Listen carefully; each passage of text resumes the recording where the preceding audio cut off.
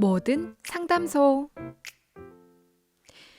네, 정주행 매월 둘째, 넷째 금요일은 미래문화연구원의 이대원 원장님과 함께하는 모든 상담소 시간입니다. 여러분들의 신앙적인 고민을 진솔하게 풀어가는 시간이죠. 제 옆에 지금 이대원 목사님 나와 계십니다. 안녕하세요. 네, 안녕하십니까. 반갑습니다, 목사님. 네, 반갑습니다. 잘 지내셨죠? 네, 네, 네, 저희 모든 상담소가 목사님 네. 얼마나 인기가 많은지 이 방송 더 듣고 싶어요라고 요청하시는 분들이 정말 많아서 저희가 개편하면서 시간을 금요일로 옮기고 또 두 번으로 늘어났어요.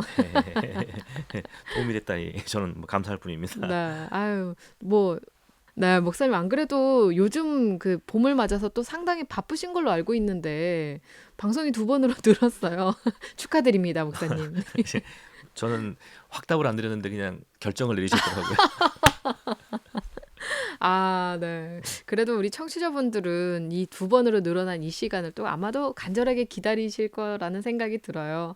잘 부탁드립니다, 목사님. 제가 잘 부탁드립니다. 네.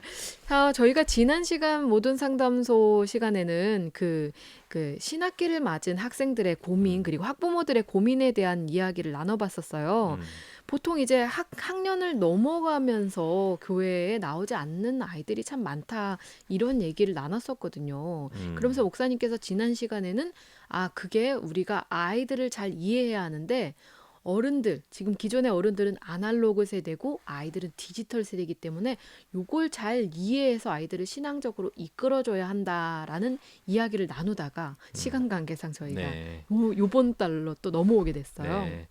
제가 조금 정리를 한번 좀 하겠습니다. 그 내용을 조금만 간단하게 정리를 하면 보통 품 안의 자식이라고 그러잖아요. 음, 품 안의 자식이 지금 사실상 뭐 몇 살까지냐는 사실 뭐 논란이 있을 수 있는 문제이긴 하지만 보통은 이제 고등학교를 졸업하고 뭐 대학을 진학한다거나 뭐 혹은 고등학교 때도 뭐 외지로 가는 경우도 있잖아요. 그랬을 경우에 그때가 아마 품 안에서 이제 음, 나가는 어떤 그런 계기가 되는 것 같아요. 근데 이제 문제는 뭐냐면 그 이전에 부모님의 통제하에서 어떻게 보면 뭐 통제라는 말 표현이 좀 어색하고 좀 불적절할 수도 있긴 하지만은 부모님의 보호와 통제 아래서 신앙생활을 했던, 그러니까 부모님의 지시와 부모님의 인도에 따라서 신앙생활을 했던 그 아이들이 이제 품 안에서 벗어나게 되면 자기 스스로의 신앙으로 신앙생활을 해야 되거든요. 음, 그러니까 문제는 뭐냐면 그 이전까지의 신앙생활을 스스로 할 수 있게끔 자기 신앙을 가질 수 있게끔 준비를 시켰느냐 하는 문제고, 음, 그다음에 그랬을 경우는 외주로 나가더라도 그 신앙이 유지가 되겠죠. 근데 음, 이제 제가 지적했던 문제는 그러지 못하다 했던 거죠. 그러지 음, 못하고 있다라는 것이죠. 음, 예, 어떻게 보면 가장 크게 보면은 어, 이게 한국 사회가 참 복잡하긴 해요. 사실은 제가 아날로그와 디지털 이란 말씀을 드렸고, 기존의 부모님 세대는 아날로그 세대고 새로운 세대는 디지털 세대인데, 아날로그 세대와 디지털 세대가 갖고 있는 기본적인 가치관이 틀리거든요. 네, 그러니까 아날로그 세대는 우리 한국식으로 말하면은 유교식 어떤 그런 문화 속에서 음, 자라고 성숙했던 사람들이기 때문에 기본적인 가치를 수익적인 질서에 놓고 봐요. 음, 얼마만큼 내가 이런 그 기본적인 어떤 사회 구조 속에서, 혹은 이 사회 구조를 하는 것은 이제 문화는 큰 구조지만 문화 안에는 이제 하부 구조들이 있거든요. 뭐 가족 생활도 하부 구조가 될 수 있고, 뭐 직장도 하부 구조가 될 수 있고, 음, 뭐 학교도 하부 구조가 될 수가 있는데, 그런 하부 구조 속에서 한국 사람들이 공유하고 있는 기본적인 가치관, 그러니까 수직적인 가치관이라면 어떤 뭐 선생님과 학생들 관계는 이래야 된다. 그다음에 회사에서는 직장의 상사와 그다음에 부하 직원 관계는 이래야 된다 하는 기본적인 룰들이 있어요. 그런 음, 가치관들이 있는데, 그래서 거기서 가장 강조하는 것이 뭐냐면 질서거든요. 음, 질서고, 그래서 교회에서도 보면은 어떤 직분이라는 이런 일종의 네, 서열 비슷한 음, 느낌을 음, 가지는 어떤 그런 체계가 강한데, 새로운 우리 디지털 세대들은 디지털 기계를 속에서 태어난 아이들이거든요, 애들은. 음, 그러니까 디지털 기계를 작동하는 방식 속에 아주 익숙한 거예요. 그다음에 그 작동하는 방식에 익숙한 거예요. 음, 그러니까 이 친구들은 기본적인 디지털이 작동하는 방식에 맞게 자신들의 가치관을 형성하게 되는데, 그 기본 가치관이 뭐냐면 수평적 가치관이에요. 음, 우리가 수평적 가치관이라 그러면은 쉽게 말하면 뭐 자유, 그다음에 평등, 음, 그다음에 뭐 협력이라는 것은 상대방에 대한 기본적인 인정과 나에 대한 어떤 뭐랄까요 상대방의 인정이 있지 않으면은 협력하기 힘들잖아요. 그렇죠. 그래서 공정이란 요즘 이슈도 뭐 사회적으로 많이 돼 있는데 그런 것도 같은 맥락에서 이해하시면 됩니다. 왜 젊은 친구들이 그런데 이렇게 강조를 하냐면은 기본적으로 수평적인 어떤 가치관을 기본으로 해요. 근데 어른들은 수직적인 가치관을 기본으로 하죠. 근데 그런 가치관 속에서 자랐지만 부모님 세대 밑에서 자랐거든요. 그러니까 수익적인 가치관에 대한 어떤 그 통제 속에 자라기 때문에 이 기본적인 수평적 가치관을 갖고 있는 친구들은 수직적인 가치관에 대해서 어떤 면에 대해서는 나름대로 평가를 하고 있는 거예요. 근데 평가의 기준이 뭐냐면 수평이에요. 근데 어른들은 또 수익적인 가치관에 의해서 젊은 세대들을 평가를 해요. 다음 세대들을 그렇죠. 평가해요. 그러니까 서로 평가하는 기준이 다른 거예요. 그러니까 이게 어떻게 보면 이 두 세대 간의 갈등은 세대 갈등이 차원이라고 보기 힘들 정도로 문화 간의 갈등이라고 볼 정도로 굉장히 다릅니다. 근데 같은 문화권 안에서 있다고 생각하기 때문에 자신들이 서로 다른 줄 몰라요. 그냥 모르기 때문에 같다고 생각하기 때문에 같은 대화를 나누는데 대화를 나눈 출발점이 수직과 수평이라는 측면에서 다른 거죠. 그러니까 계속 충돌이 올 수밖에 없어요. 근데 공유점이 없는 건 아니거든요. 왜냐하면 기성세대도 다음 세대를 어느 정도 이해하는 부분이 있고 그렇지만 기성세대는 뭐냐면 수직적인 것을 존중하고 이것이 지켜지는 한도 내에서의 수평을 인정을 해요. 근데 이 다음 세대들은 이 수평적인 가치관이 인정되고 보장되는 한도 내에서 수직을 인정을 하는 거예요. 그러니까 반대로 생각하는 서로 공유하는 점이 없는 건 아닌데 음흠. 출발점이 틀려. 그러니까 서로 맨날 다투는 거예요. 근데 아까도 말씀드렸지만 부모님의 보호하에 있을 때는 부모님 말을 따라요. 어쩔 수 없이라도. 그런데 부모님의 품을 떠나게 되면 이제 그럴 이유가 없어지는 거예요. 그러니까 자기가 원하는 방식대로 살게 되거든요. 그러니까 부모님들이 기존에 갖고 있는 어떤 신앙의 룰이나 신앙의 어떤 그 원칙들이 자녀들에게 설득력이 있었고, 그래서 이 자녀들이 그것을 잘 물려받았으면 따로 떨어져 나가서 자기 혼자 살더라도 이것을 자기 나름대로의 가치관과 신앙 속에서 유지할 텐데 그러질 못했다는 거예요. 그러질 못했기 때문에 이 친구들이 자기가 벗어나 독립하게 되면 기본적으로 자기가 원하는 방식대로의 삶을 선택하게 되는데 아쉽게도 안타깝게도 기본적으로 통계를 보면 거의 한 10% 정도를 이해하고 나머지 90% 정도는 교회를 떠나는 것으로 나와 있거든요. 그러니까 이런 것들을 보면 도대체 왜 그러냐 하는 문제를 따져볼 수 있는데 말씀드린 대로 세대 간의 가치관의 차이라고 볼 수도 있는데 한 측면이 있어요. 근데 보다 더 중요한 측면은 뭐냐면 부모님들이 갖고 있는 신앙에 대한 오해예요. 이건 굉장히 사실은 본질적인 문제입니다. 신앙에 대한 본질적인 문제인데 신앙에 대한 기본적인 오해라는 것은 뭐냐면 저는 이렇게 보거든요. 지금 우리 같이 대담하시는 우리 사회자분도 바로 동의하실 거예요. 목사님이시니까. 저는 이렇게 말하거든요. 저는 하나님의 성경에 나와 있는 하나님 나라의 복음이 진리라고 믿습니다. 믿으십니까? 라고 물으면 목사님뿐만 아니라 지금 부모님 세대에 속해 있는 모든 분들이 다 믿는다고 대답을 하세요.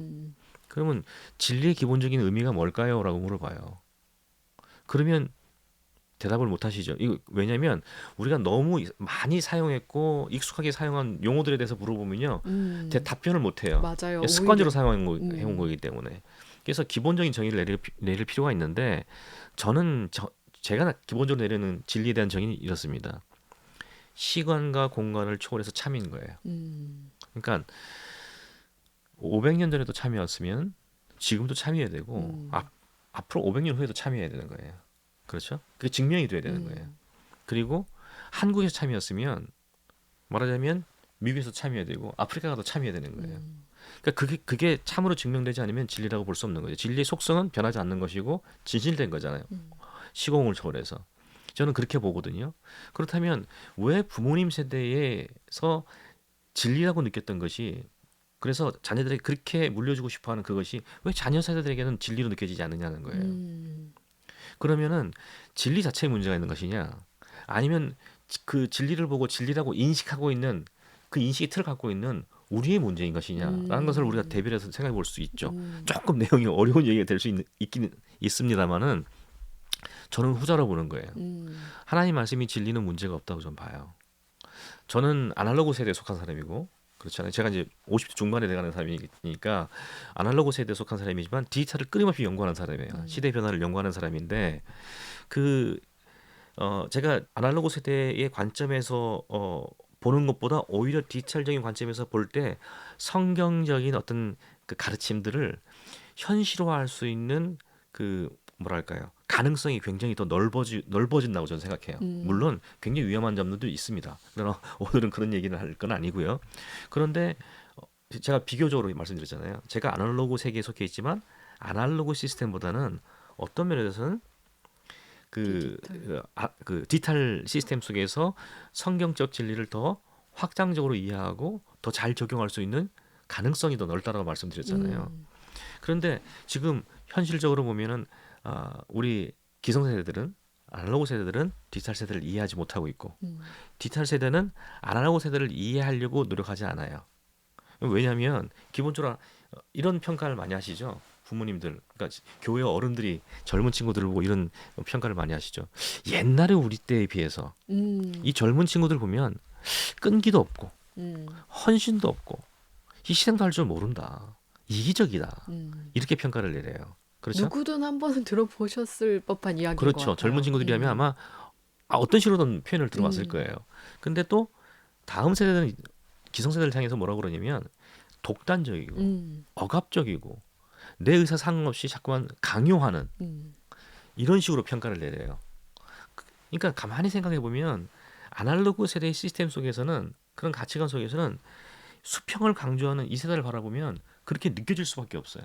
그렇죠. 근데 또 수평을 강조하는 이 세대 속에서 기성세대를 바라보면 그렇게 느껴질 수밖에 없어요. 그런데 보세요. 사실 우리가 지금 문화 얘기를 하고 있는 거거든요. 네. 문화라는 것은 사실은 그러니까 기성세대의 문화와 새로운 세대의 문화인데 문화라는 것은 완전한 문화가 없어요. 음. 완벽하지 않아요. 그리고 문화는 끊임없이 변합니다. 그 왜 문화가 완벽하지 않냐면 문화를 누가 만들죠? 그 세대에 살아가고 있는 그렇죠. 사람들이 사람이 만드는 게 만들죠. 문화. 사람들이 만들어내는 게 문화거든요. 음. 근데 사람이 완전해요? 아니죠. 아니잖아요. 그러니까 불완전한 인간이 만들어내는 문화이기 때문에 음. 당연히 불완전할 수밖에 없어요. 음. 그런데 각 세대 속에서 자기 문화에 익숙한 사람들은 특히 우리 한국 사람들처럼 단일 문화권에서 자란 사람들은 자기 문화가 굉장히 어떻게 보면 옳다라고. 옳다라고 생각을 해요. 음. 그리고 그것과 다른 것에 대해서 거부감이 굉장히 강해요. 그러니까 수용력이 좀 약한 편이죠. 근데 같은 문화권으로 생각하는 자기 자녀들을 바라보는데 너무 다르게 자기 관점에서 보면 이상하게 행동하는 거예요. 그러니까 틀렸다는 관점으로 보게 되는 거예요. 반대급부에서 디지털 세대도 아날로그 세대를 바라보면 틀렸다라고 바라보는 거예요. 근데 사실 문화적인 관점에서 보면은 이건 틀린 게 아니라 서로의 강조점이 다른 거예요. 그렇죠. 문화적으로 볼 때는 다른 거예요. 틀린 게 아니고. 그럼 일단은 기본적으로 마음을 좀 여는 게 중요하겠네요. 뭐 이거 자체가 어려운 일이겠지만 기성세대든 디지털 세대에 살아가고 있는 이 현 세대든 좀 뭔가 마음을 열고 그럴 수도 있겠지라는 이해하는 마음을 가지는 게 제일 먼저 아닐까 싶네요. 맞아요. 지금 목사님 말씀하신 게 정말 정확한 말씀이신데 근데 그게 쉽지가 않아요. 문제는 그게 쉽지가 않다는 얘기예요. 근데 제가 가끔 이런 예를 듭니다. 우리 기성세대들은 소위 말하는 지금 우리가 코로나 때문에 그 전혀 하고 있지 못하지만 소위 말하는 해외 단기 선교를 자주 다니세요. 네. 특히 이제 신앙이 열심히 있는 분들은 더 하시겠죠. 근데 제가 그래요. 한 1주 내지는 2주 정도의 한 열흘 정도의 단기 선교를 가기 위해서 여러분들 준비하는 시간이 얼마나 깁니까? 나름대로요. 일주일에 한 번씩 모여가지고 한두 달씩은 최소한 모여가지고 뭐 그 나라 말도 조금씩 하고 그 나라에 대해서 듣기도 하고 공부도 하고 그 다음에 기도도 하고 그러잖아요. 네. 그리고 막상 그 나라 가서 한 1, 2주 사는 동안에는 어떤 하냐면은 한국 사람이지만은 그 현지인들의 생활과 그들의 어떤 그 뭐랄까요, 그들에게 맞추기 위해서 최선을 다해요. 그렇잖아요. 그 맞추기에 최선을 다하고 그 맞추기 위해 최선을 다하는 가운데서 나름대로 간증거리가 막 생겨. 그렇잖아요. 그리고 돌아와서는 본교에 돌아와서는 뭐죠? 간증 집회도 하잖아요. 이제 그런 일들을 하시는 분들이에요. 그 선교를 그렇게 보거든요. 근데 나 모르는 다른 해외에 있는 처음 보는 종족들에 대해서는 그렇게 하시는데 자기 자녀들에 대해서는 왜 그런 태도를 취하지 않으시냐는 거예요. 그러니까 기본적인 그 뭐랄까요, 인식의 오류는 같은 문화권이기 때문에 같다라고 생각하는데 문제가 있는 것이고요. 그래서 다르다는 걸 인정해야 되는 것이 우선 첫 번째고, 둘째는 다르다는 게 인정이 된다면 지금 현재 우리가 논하고 있는 게 자녀 세대가 부모 세대에게 신앙을 물려주는 게 아니고 부모 세대가 자녀 세대에게 지금 신앙 물려주는 얘기하고 있잖아요. 네. 그러면 신앙이 있는 자들이 신앙이 없는 자들에게 신앙을 물려주기 위해서는 기본적으로 해야 될 조건이 있거든요. 음. 뭘까요? 그러니까 우리가 이제 선교학에서는 선교를 위한 기본 조건이라고 생각하거든요. 자, 제가 어느 민족을 향해서 선교를 하려고 그래요. 그러면 이제 뭐 기본 준비를 했어요. 그다음에 선교를 하려면 어떻게 해야 되죠? 일단은 준비를 하고 준비가 됐어. 기도를 하고 응. 가야죠. 그렇죠. 가야 되는 거예요. 내가 저기 뭐야 A 국가에 있는 B 종족을 그 선교하겠다 그러면서 한국에 앉아 있으면 안 되는 거예요. 가야 되는 거죠. 그러니까 결국은 뭐냐면 선교라는 것은 복음의 영역에 있는 자들이 복음을 들고 복음과 비복음의 영역을 건너설 때 발생하는 거예요. 자기 영역에 있는 동안에는 절대로 선교가 발생하지 않아요. 그러니까 전도가 발생하지 않아요. 비복음의 영역 안으로 들어가야지, 세상 속으로 들어가야지만이 발생하는 거거든요. 그러면 부모님 세대가 자녀 세대에게 신앙을 물려주고 싶어요. 그러면 부모 세대가 자녀 세대에게 야 니들이 우리처럼 돼라고 요구하는 게 맞을까요? 아니면 부모 세대가 자녀 세대를 속으로 들어가는 게 맞을까요? 부모가 들어가야죠. 근데 그게 안 되고 있다는 거예요. 그게 가장 큰 문제겠네요. 가장 심각한 문제 중에 하나가 그거예요. 사실은 부모님들은 자기들의 경험 속에서 그다음에 자기들의 문화 속에 있는 것들을 가지고 자녀들에게 요구를 해요. 그리고 근데 자녀들은 뭐죠? 그걸 받아들일 수가 없는 거예요, 기본적으로요. 그 방식들을 받아들일 수 없는 거예요. 그러니까 뭐죠? 그러나 그럼에도 불구하고 부모님 밑에 있기 때문에 부모님 슬하 있기 때문에 부모님 원하는 대로 해야 되는 거예요. 그러니까 부모님이 원하는 신앙생활을 따라 합니다. 약간 수동적인 거예요. 신앙생활인 그러니까 거네요. 자기의 물론 그렇게 해서 그럼에도 불구하고 일부 부분에 있어서는 제가 한 10% 말했잖아요. 자기 신앙을 형성하는 학생들이 있어요. 그러니까 대다수는 자기 신앙이 아니라 의존적이고 수동적인 신앙으로 가꾸게 되죠. 그러니까 적어도 의존적이다, 수동적이다 정도만 하더라도 자기 신앙이 없는 건 아니거든요. 근데 이걸 유지시켜 줄 수가 없는 거죠. 힘이 없어요. 좀 더 내 안에 이제 동기부여가 될 수 있고 내가 스스로 이렇게 그렇죠. 헤쳐나갈 수 있는 신앙의 힘이 조금 더 늘어나야 하는데 그게 좀 부족해지게 되는 그렇죠. 그런 그러니까 상황이네요. 결국은 자기 독립적으로 자기 혼자 살게 되면은 동력이 떨어져 버리는 거예요. 처음에 얼마 동안은 주변 교회도 기웃기웃 거기도 하고 찾아가기도 하고 그럽니다. 그런데 시간이 지나면 지날수록 점점 좀 줄어드는 거예요. 그리고 나중에는 어떤 형식이냐면 방학 때나 이럴 때 집에 돌아올 때만 부모님 따라서 가는 거예요. 그러니까 부모님들은 또 와서 같이 교회 가니까 그냥 신앙생활 하는 걸로 알죠. 그렇죠. 근데 사실상은 뭐냐면 얘네들은 습관에 따라 가는 거예요. 그냥 부모님 원하기 때문에. 이제 그런 것들의 차이점을 이해할 필요가 있다라는 걸 먼저 말씀을 드리고 싶어요. 네, 그렇습니다. 목사님 말씀 들으니까 이게 먼저 차이점을 이해한 다음에 서로가 정말 선교의 마음으로 사랑의 마음으로 다가가는 것, 특별히 부모님이 다가가는 게 상당히 중요하다라는 생각이 드네요. 자, 이렇게 우리 모든 상담소 질문에 대해서 이야기를 하고 있습니다. 그 다음에 이제 우리가 전반부를 끝냈다고 생각합니다. 뭐냐면은 부모님이 정말로 자녀들에게 신앙의 유산을 물려주고 싶다고 생각한다면 부모님이 사실은 선교사적인 마인드를 가져야 된다는 거예요. 그래서 자신들이 익숙해왔고 익숙했던 어떤 가치관과 문화적인 어떤 틀이 아니라 자녀들이 갖고 있는 새로운 문화적인 틀이 뭔가를 좀 이해하고 알 필요가 있다는 거예요. 근데 그걸 알게 되면 본인들의 신앙의 관점에 대한 어떤 뭐랄까 본질에 대한 고민을 좀 더 하게 됩니다. 자, 이게 이제 두 번째로 넘어가는 거거든요. 뭐냐면 자녀들이 볼 때 부모님들이 갖고 있는 그 신앙이 부모님들은 진리라고 믿어요. 정말 열심히잖아요. 근데 자녀들이 볼 때 부모님들이 하는 신앙생활이 과연 진리로 보여질까요? 안 보여질까요? 이렇게 물어보면 당연히 답은 안 보여지기 때문이라고 얘기를 할 수 있겠죠. 네, 안 보여져요. 이게 심각한 문제라는 거죠. 근데 이게요, 자녀들이 부모님들을 바라볼 때 부모님들이 믿고 있는 진리 체계가 진리 체계로 자기한테 느껴지지 않아요. 왜 그런가 하면 자녀들이 볼 때 부모님들은 종교인인 건 맞아요. 기독교라는 종교를 따르는 종교인인 건 맞아요. 근데 그 종교가 그들의 삶에 어떤 그 기독교라는 종교의 진리 체계가 그들의 삶에 어떤 영향을 끼치고 있느냐라는 걸 보면 전혀 그렇지가 않거든요. 그러니까 한마디로 말하면 이거예요. 자녀들이 부모님을 통해서 부모님들이 그렇게 가르쳐주고 싶은 신앙은 자녀들을 입장에 볼 때는 종교 생활이에요. 음, 신앙하고 종교가 뭐가 틀립니까?라고 우리가 얘기할 수 있는데 좀 더 충격적인 말이 될 수도 있어요. 그러니까 오해가 되면 안 되는데 가장 기본적으로 종교는요 자기 위주예요. 자기 본위예요. 음, 근데 그 신앙은 우리 기독교 신앙은 하나님 중심이에요. 음, 근데 하나님 중심이라는 게 교회 안에서만 통하는 게 아니라 내 일상생활 속에서 통하잖아요. 음, 그게 진리입니다. 음, 그게 신앙이. 그래서 그 진리를 추구하는 건 신앙이에요. 음, 근데 종교는 뭐냐면 내가 그 실질적으로 그것이 영향을 미치는 시간과 공간이 제한돼 있어요. 음, 그러니까 진리의 기본 체계는 시공을 초월해 참여해야 되잖아요. 근데 부모님들이 하고 있는 지금 소위 말하는 신앙생활은 시간과 공간적으로 제약돼 있어요. 이게 무슨 말일까요?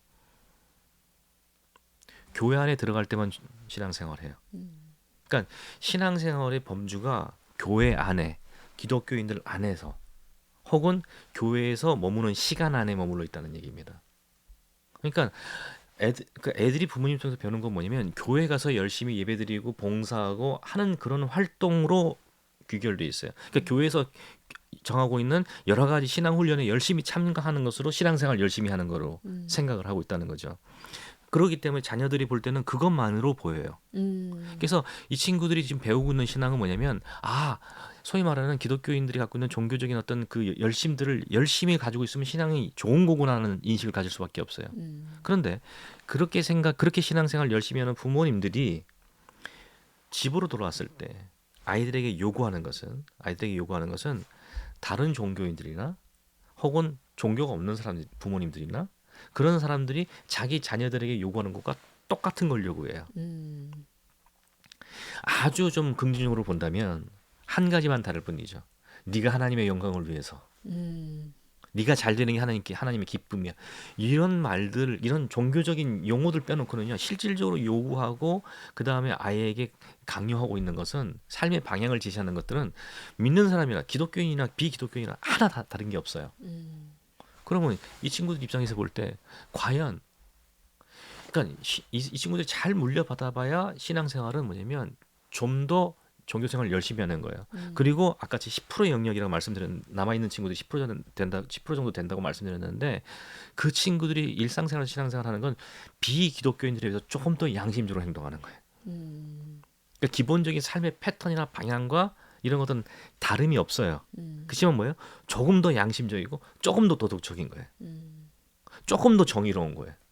근데 정도의 차이일 뿐이죠. 음, 그러니까 그러기 위해서 자기 희생을 해야 돼요. 그냥 그런 입장에서 자녀들 입장에서 볼 때면 그걸 과연 진리로 받아들일 수 있을까? 그러니까 한마디로 말하면 부모님들이 속해 있는 아날로그 세대들, 그러니까 그러니까 뭐 386 세대 뭐 이런 얘기 있잖아요. 음, 이분들이 갖고 있는 신앙의 기준은 뭐냐면 소위 말하는 명제적인 신앙입니다. 음, 그러니까 시공 공간적으로도 시간적으로 제약되어 있는 것 있을 뿐만 아니라 기본적으로 이 신앙을 고백하는 방식이 명제적이에요. 음, 그러니까 명제적이라는 건 뭐냐면 일종의 신앙 고백적이라는 거예요. 그러니까 예수 믿어요? 네, 믿습니다. 그러면 예수 믿는 거예요. 음, 그 다음에 진리를 쫓기를 원합니까? 네, 원합니다. 고백합니까? 네, 예수님을 주로 고백합니까? 예, 고백합니다. 그러면 영접기도. 그럼 당신 기독교인이에요. 이런 식의 어떤 입으로 고백된 고백에 기반한 신앙생활이에요. 그래서 그러다 보니까 이게 그러니까 동적인 신앙이 아니는 거예요. 그러니까 굉장히 정적인 신앙이 되는 거죠. 음, 명제적인 신앙이 된다는 얘기는.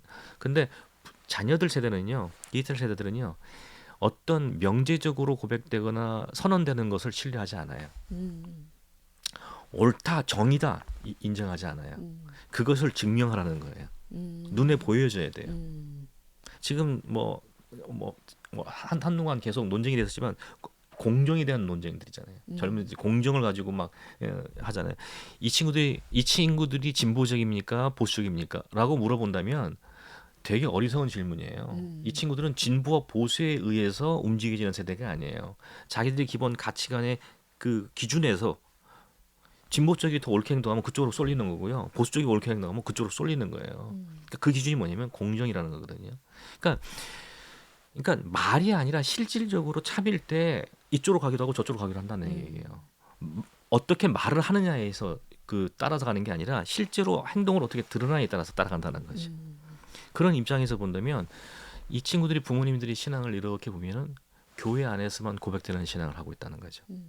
교회 밖에서는 그러니까 자신들의 삶을 이끌어줄 이 젊은 친구들의 앞으로의 향배를 이끌어줄 강력한 어떤 뭐랄까 방향 제시를 신앙의 기준에서 성경 말씀 하나님 말씀 기준에서 제시하고 있지를 못하다는 거예요.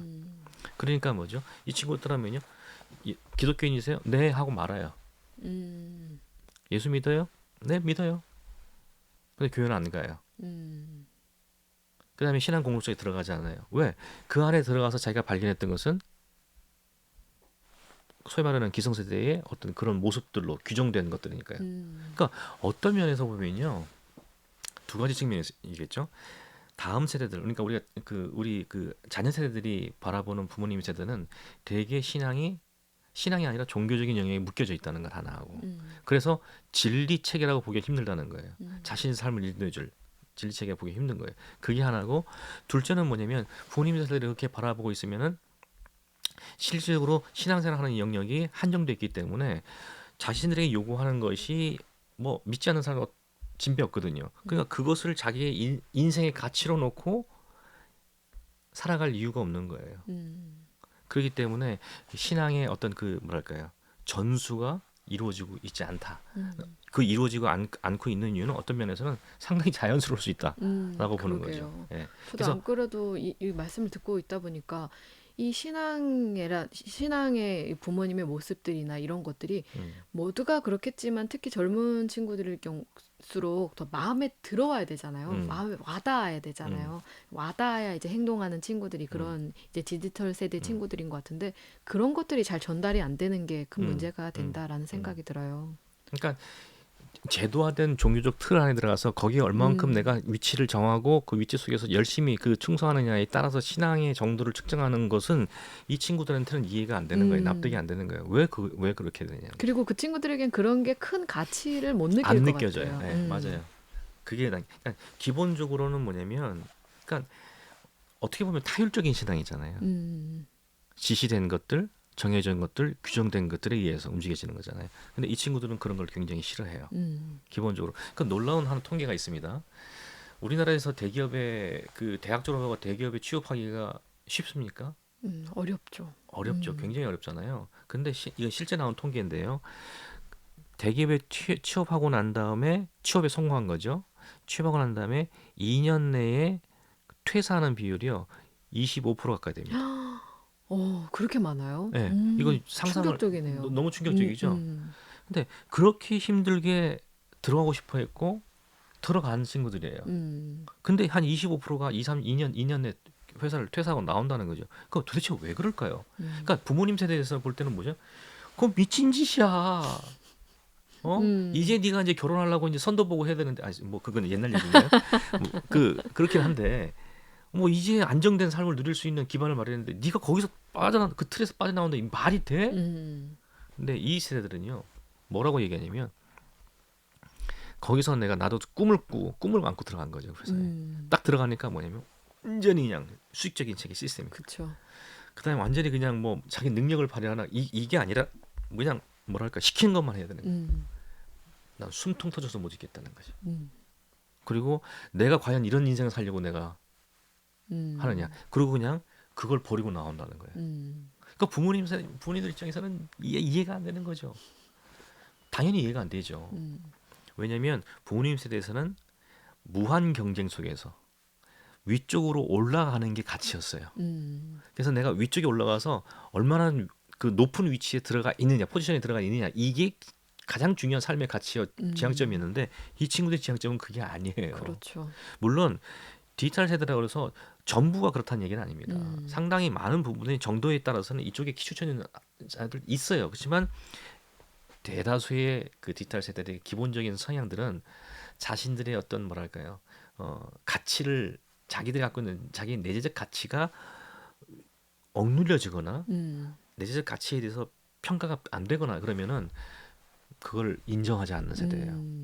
그러니까 그걸 자기의 활동과 자기의 삶을 통해서 증명하려고 하는 세대란 말이죠. 그러니까 이런 면에서 기성세대와 기본적 가치관이 충돌이 오는 거예요. 근데 기성세대는 그런 기본 가치관의 틀 속에서 신앙생활을 영위해 온 거예요. 음. 근데 자녀 세대들은 그게 옳지 않은 것으로 보이는 거죠. 아이러니하게도. 그렇죠. 자, 제가 이제 우리 사회자님께 내가 진행자님께 한 가지 질문을 드릴게요. 신앙에 있어서 질서를 강조하고 순종을 얘기하고 그 다음에 뭐랄까요 어떤 교회의 질서에 순종하고 순복하고 하는 것이 비성경적인가요, 성경적인가요? 성경적이라고 생각해요. 그렇죠. 네. 성경적이죠. 음. 이거 너무 우리가 당연한 얘기죠. 너무 당연한 얘기를 물으면 사람들이 어려워하더라고요. 전 예. 살짝 긴장했어요. 어떤 제가 두 번째 물어볼게요. 그러면 성도들 간의 어떤 그 지체됨의 어떤 그런 평등함, 그 다음에 한 사람이 갖고 있는 가치의 존귀함, 그 안에 녹아 있는 하나님의 형상을 귀하게 여기는 것, 이런 가치들은 성경적인가 비성경적인가요?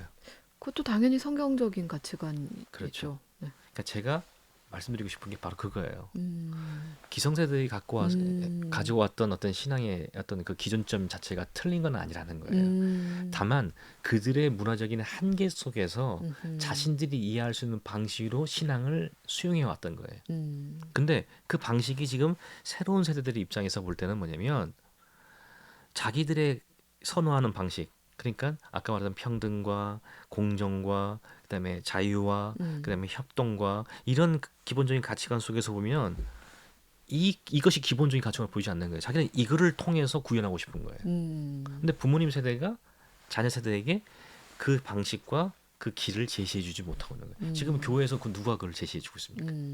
교회 안에서 어떤 교육자들이 청년부 담당하고 있는 혹은 뭐 대학부 담당하고 있는 그다음에 주일학교를 담당하고 있는 이런 많은 교육자들이 계시지만 그 교육자들 중에서 이런 기본적인 가치관에 준해서 이들이 신앙교육을 하고 있는 교회가 과연 얼마나 될까요? 그러니까 어떤 면에서 보면은 기성세대들에게 잘못이 있다고 제가 말씀드리는 게 아니에요. 디지털 세대가 다음 세대가 무조건 옳다라고 말씀드리는 것도 아니고요. 문제는 뭐냐면 부모님 세대가 정말로 다음 세대들에게 신앙의 유산을 물려주고 싶고 그 다음에 이들이 스스로 독립했을 때도 자기 신앙을 유지하게 하고 싶다고 원하신다면 그러면 그게 정말 소원이시라면 부모님들이 선교사적인 마인드를 가지셔야 돼요. 그래서 일상생활 속에서는 아무런 밥 먹을 때 기도하는 거 외에는 식기도 하고 밥 먹는 거 외에는 혹가다 엄마나 아빠가 성경책 읽는 거 보여주는 거 외에는 신앙생활에 대한 일반 다른 사람들과 자기들과의 기준에 다름이 없는 상황에서 자기들의 신앙이 이 아이들에게 자연스럽게 전수되고 있을 것이라고 생각하는 것 자체가 굉장히 모순입니다. 그 이런 말들 많이 들어보셨을 거예요. 자녀를 위해 기도하면 언젠간 자녀들이 돌아온다. 신비의 영역이죠, 그거는요. 신비의 영역이에요. 그렇게만 하고 내 할 도리를 다 했다고 말한다면 그건 책임 방기입니다. 하나님께서 부모님들에게 맡기신 그 소임이면 자녀들에 대한 소임이라는 것은 부모들 세대가 지향하는 것처럼 자녀들도 지향하게 만드는 게 아니라고 저는 생각해요. 그 아이들이 태어난 환경과 그들이 살아갈 세상 속에서 그들 스스로가 하나님을 바라볼 수 있게끔 도와주는 것이 부모들의 소임이라고 생각해요. 저는 저도 제 자녀를 키우는 사람이지만 저는 그런 방식으로 나름대로 하려고 노력을 해요. 그러니까 저희 아이들한테 제가 목사임에도 불구하고 집에서 신앙생활을 요구한다든지 기도 생활을 요구한다든지 성경 읽으라는 얘기는 제가 아주 1년에 한두 번씩은 합니다. 근데 그거 외에는 제가 신앙적인 어떤 태도를 요구하거나 이런 것들을 이걸 요구한 적이 한 번도 없어요. 그런데 뭐냐면 다만 방향만 제시해 주죠. 방향만 제시하고 생각할 거리만 던져줘요.